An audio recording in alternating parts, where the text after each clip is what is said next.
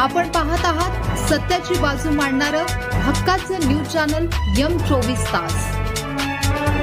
राज्यातील लाखो तरुण सरकारी नोकरीचे स्वप्न पाहत अभ्यास करत असतानाच आता भूमी अभिलेख विभागातून एक धक्कादायक माहिती समोर आली आहे। भूकर मापक परीक्षण भूमापन पदाच्या भरती प्रक्रियेवर सरकारने अचानक कुऱ्हाड चालवली आहे। 1372 पदे रिक्त असल्याचे स्पष्ट असतानाही सरकारने हे पदच निरस्त करण्याचा निर्णय घेतल्याने परीक्षार्थींमध्ये संतापाची लाट उसळली आहे।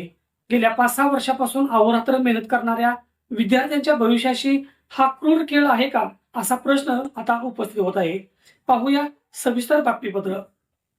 भूमी अभिलेख विभागाने 21 ऑगस्ट 2025 रोजी काढलेल्या जाहिरातीनुसार हजारो विद्यार्थ्यांनी भूकरमापक परीक्षेसाठी जीवतोड मेहनत केली।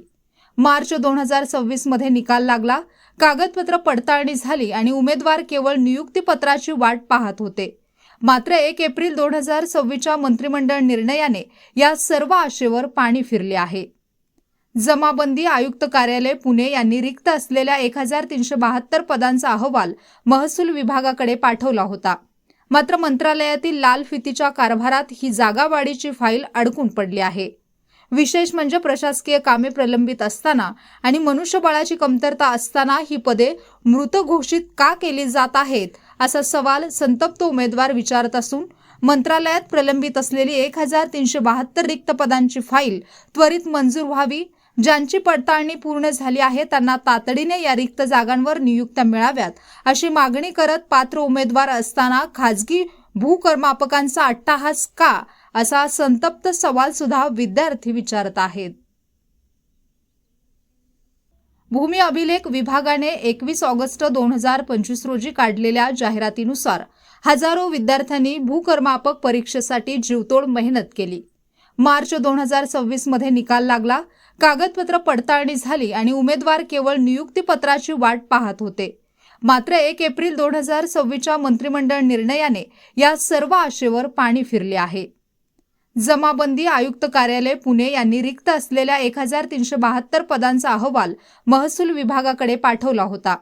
मात्र मंत्रालयातील लाल फितीच्या कारभारात ही जागावाढीची फाईल अडकून पडली आहे।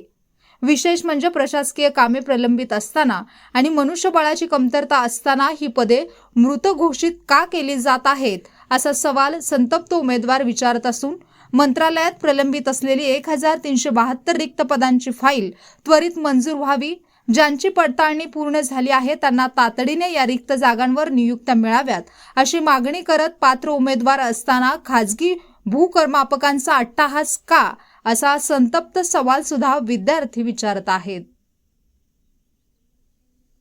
निवडणूक आणि वाढता प्रशासकीय ताण पाहता या जागा भरणे विभागाच्या हिताचे आहे। तरीही सरकार यावर काही भूमिका घेते व हजारो बेरोजगारांच्या आयुष्याचा विचार करून मुख्यमंत्री या फाईलवर स्वाक्षरी करणार का, याकडे आता संपूर्ण महाराष्ट्राचे लक्ष लागले आहे। व्हिडिओ जर्नलिस्टसह मी दिलीप मोहिते, M24 तास सांगली।